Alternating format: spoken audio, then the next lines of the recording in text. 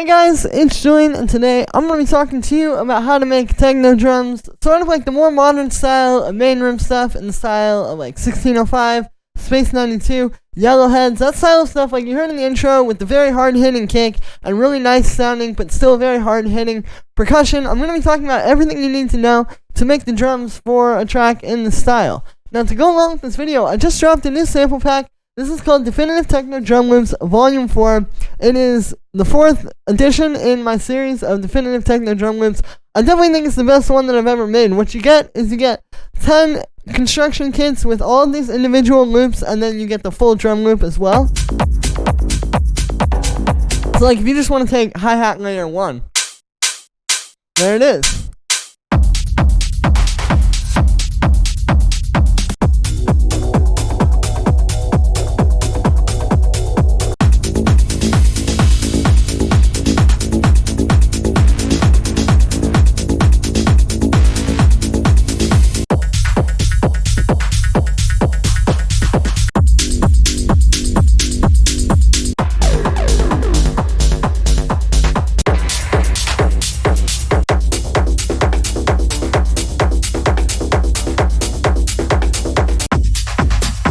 So you can hear these are all really solid. There's lots of movement in the low end as well as with the percussion, you know. It's not just like 3 hi-hats and a kick, but there's actually a lot of detailed stuff in there that you can go. And the idea is that you can take these and then make your own loops, you know, because like you could grab like the rumble bass from this one, the kick from this one, maybe like those bass sequences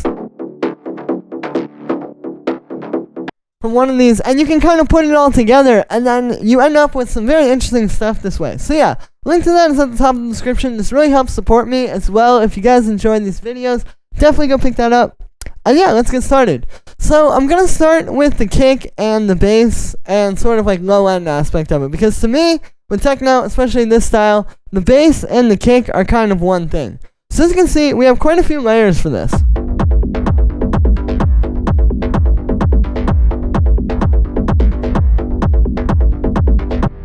And you can also hear that that's really like a lot of what you're hearing. Like almost 50% of what you're hearing here is being generated by all those like low end layers. Like if I get rid of this,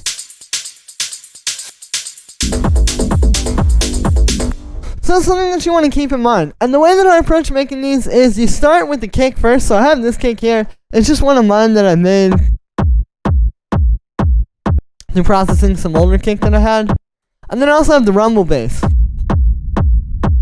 this is where I usually start. I get this kick, and then you go and make the rumble bass.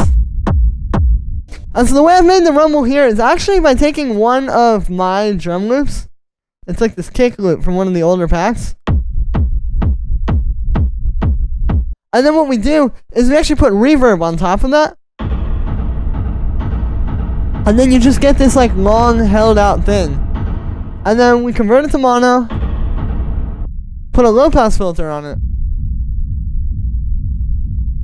And yeah, it's just a much more solid way of creating a rumble versus like in the past, you know, like it might have been like the same chain, but then just putting it on a kick that's just going doom, doom, doom. But by having some movement already happening inside of this thing that we're putting into the reverb, it just creates that much more space for the reverb.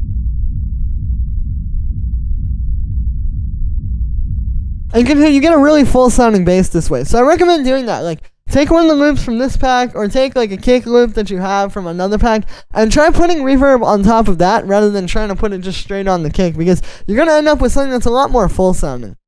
And then I just have this auto pan on here, which makes it bounce off of the kick.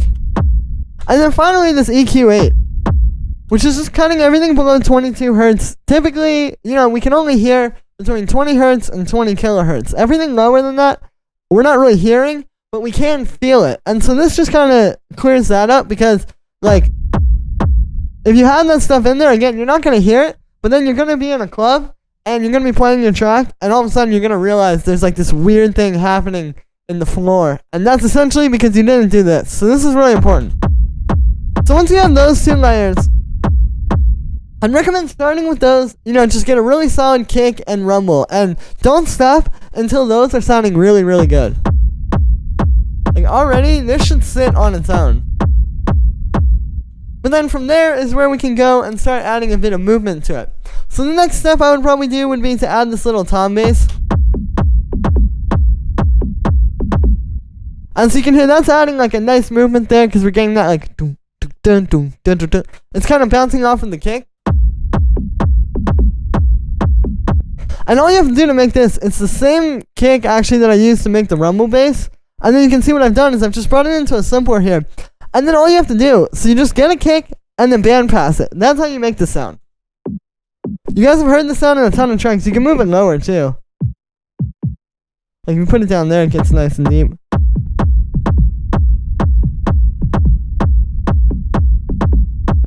But yeah, so you can hear that's going to add a lot of nice movement to the track.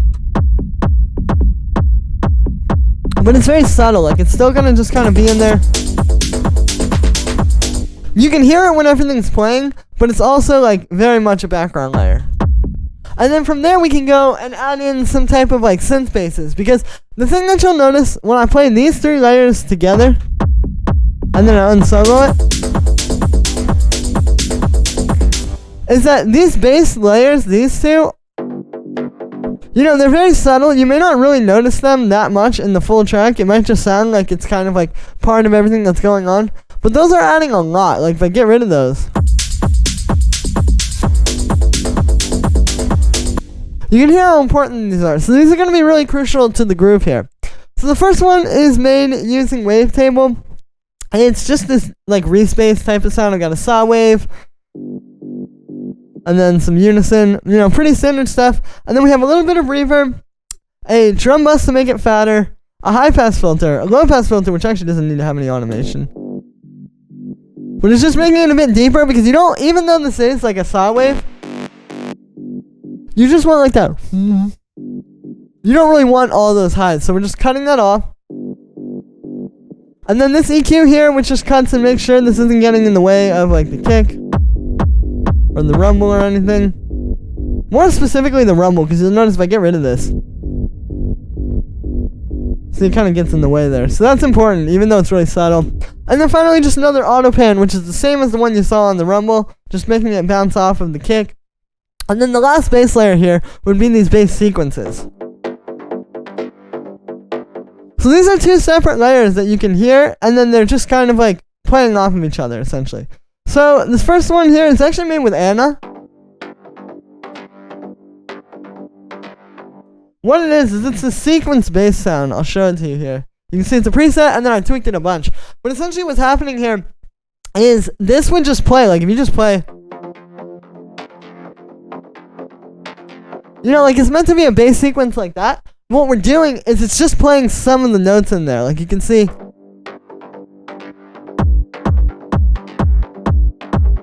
So it's kind of like playing with that sequence. And this is something really interesting that you can do. Like if you make a cool synth ARP like this, try just playing with some of the notes in there.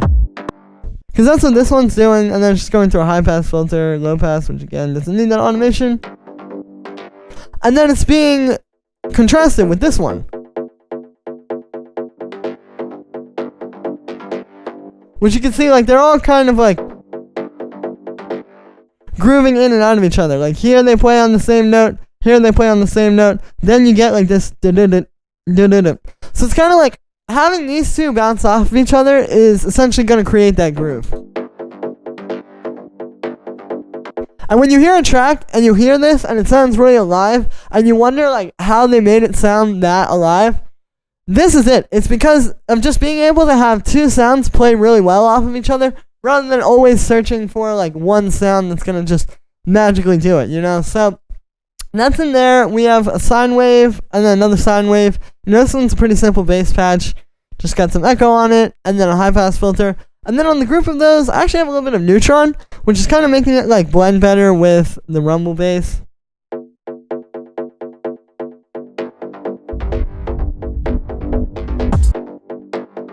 I also don't have that volume shaper actually. And then we have a high pass filter, and then I have this auto pan just making it bounce off of the kick. So then the other thing is you can hear this grooving with that deep bass. Like what you're hearing right now, this would be constantly happening in the background of your track. So you can see how when you have like this many and when you put them together, it comes together. But like if you just have like one, then like yeah, of course it's not going to sound right. So you just have to make sure that you have like this level of movement happening there. So that's how you set up the bass. And I would really go and set that up first. Start with the kick, then move to the rumble bass. Then you can worry about like the synths and the background layers and the little toms and stuff like that. And then once I have those elements lined up, that's when I actually go and usually do like the hi-hats and the shakers and kind of like the rest of the percussion. Because if this stuff doesn't work,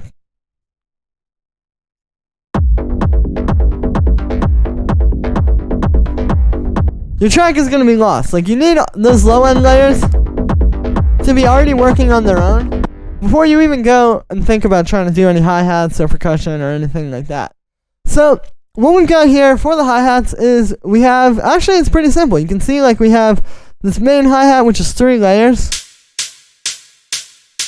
So we layer 3 of them together. You'll notice I don't really have any processing. There's just a bit of a hollow room on this one. You can see just some reverb. And then on this one, it's also on there too. But yeah, like there's no saturation, there's no drum bus. This is a new technique I want to show you guys for making these drums, is that you really don't need all that stuff. Because if you just have 3 really good hi-hats, and it doesn't have to be 3. It could be 1, it could be 2, it could be 4, it could be 8.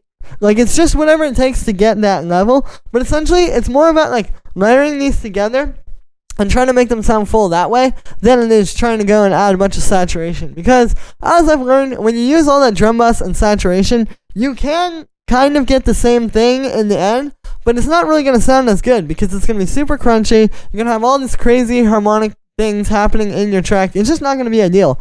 This way, though, we're literally just getting 3 pieces of audio that sound really good on their own and then layering them together. It's just the fact that you're hearing these 3 at the same time more so than it is like one hi-hat that's being way oversaturated. So we have this one. And then it's also being layered with itself, which is actually a good technique if you want to make this sound a bit fatter and just have like 2 of them. And we have the shaker here. And yeah, you can hear, it just makes that hi-hat, like you really want it to sit with the kick, like. They need to be kind of even, and you can see like if we take out that second layer, you don't quite get it. So sometimes you actually do need to just kind of like have it really fat by having a few different ones playing rather than way oversaturating something. Then we have this tambourine, which has an auto pan on it to just make it kind of bounce off of the kick. And that's also being layered with this one, which you can hear is just kind of like filling in some of those spaces there. And it's also going through an auto pan. And so all these hi-hats that I just showed you, that's where I would go after the kick. Like, at this point, your track setup should be kind of looking like this. Right? Like, we have our kick, we have our rumble, we have some background layers, then we have our main hi-hat, some background layers to that. And then this is where we would go and add in these other things. You can see when we do it very methodically like this, and kind of walk step by step, it's not so crazy. It's only so crazy if you try to start with, like, the background clap, and then, like, the hi-hat. It's like, yeah, of course you're going to get lost if you do that. You need to really just kind of like do it using this formula, and then you can branch out. So for background stuff here, the goal is to keep it simple, but just kind of have something constantly going. So you'll notice like none of these really plays that much. Like there's this clap, there's these reverse hi-hats, but they each only play like once every 4 bars, But it's because there's 3 of them, and you hear them so rapidly in succession.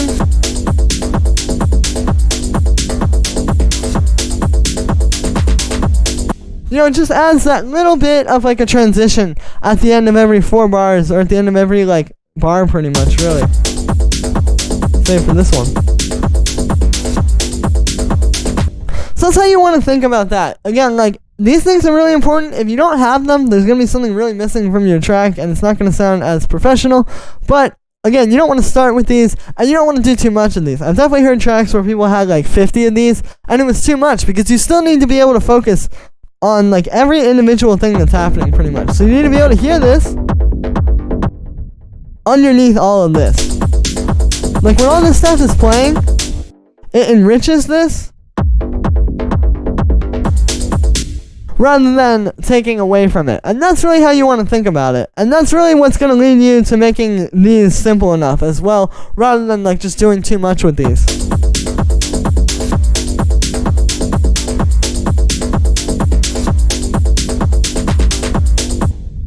And yeah, so that is it for this one, and that is also going to be it for this tutorial, guys. So I hope you enjoyed. As always, make sure to like this video as well as subscribe, and let me know what you think of this video in the comments. Let me know if you want to see more videos like this where I go through like a specific set of sounds. Like in this case, it was the drums. Maybe next time it could be like how to make all the synths from a techno track or whatever it may be. Let me know if you want to see that in the comments.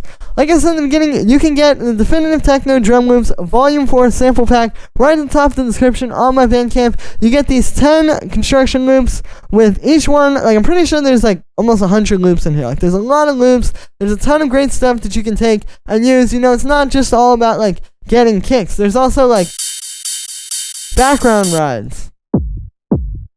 Or like these like rolls, or like even just getting like, you know, 1 or 2 of these background hi-hats. So there's really a lot in there that can really help you take your tracks to the next level, as well as this really helps to support me. And yeah, thank you so much everybody for all the support, and I will see you tomorrow with another video.